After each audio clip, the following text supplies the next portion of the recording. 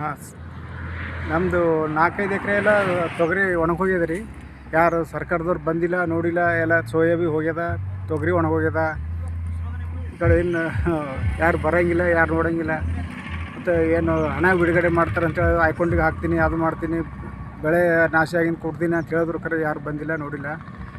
ಈಗ ಭಾಳ ಸಂಕಷ್ಟ ಆಗಿದ್ದಾರೆ ರೈತರಿಗೆ. ಈಗ ಎಲ್ಲಿ ಹಾಂ, ಈಗ ಕಡಲೆ ಹಾಕ್ತೀವಿ. ಕಡಲೆದು ಹಾಕ್ಬೇಕಾಗ್ತದ. ಹೊಡೆದು ಮತ್ತು ಇದು ಬೇಕಾಗ್ತದೆ. ಈಗ ಏನು ಧನ ಸಹಾಯ ಮಾಡಿಲ್ಲ ಇವತ್ತಿನ ತನಕ, ಯಾವುದೂ ಬಂದಿಲ್ಲ ನಮಗೆ. ಶಂಕರ್ ಹೇಳಿ ಮಾಡ ನಮ್ಮ ಬೀದರ್ ಜಿಲ್ಲೆದಂತೆ ಎಲ್ಲ ಕಡೆ ಸಾಕಷ್ಟು ಮಳೆ ಆಗ್ಯದ. ಈಗ ಮಳೆ ಬಿದ್ದು ಏನದ, ನಾವೆಲ್ಲ ಬಿತ್ತಿಂದ ಬೆಳೆಗಳೆಲ್ಲ ತಿರ್ಗೋಗ್ಲತ್ತದ.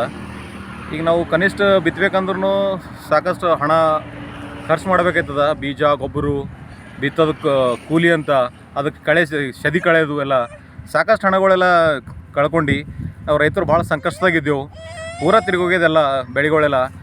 ಇಷ್ಟು ದಿನ ಆಯಿತು ತಿರ್ಗಾಡಿ ಯಾರು ಅಧಿಕಾರಿಗಳಾಗಲಿ, ಯಾರು ಜಿಲ್ಲಾಡಳಿತದಿಂದ ಯಾರು ಬಂದು ಇಲ್ಲಿ ಏನಾಗ್ಯದ ಏನಿಲ್ಲ ವೀಕ್ಷಣೆಯೂ ಕೂಡ ಮಾಡಿಲ್ಲ.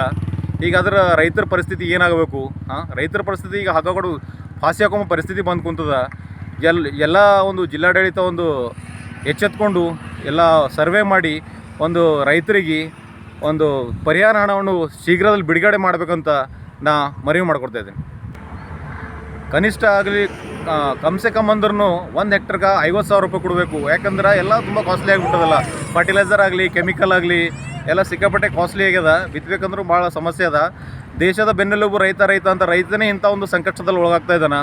ಇಷ್ಟೆಲ್ಲ ನಮ್ಮ ಎಲ್ಲ ವಿಶ್ವದಲ್ಲೆಲ್ಲ ಟೆಕ್ನಾಲಜಿ ಭಾಳಷ್ಟು ಹೋಯ್ತು ರೀ.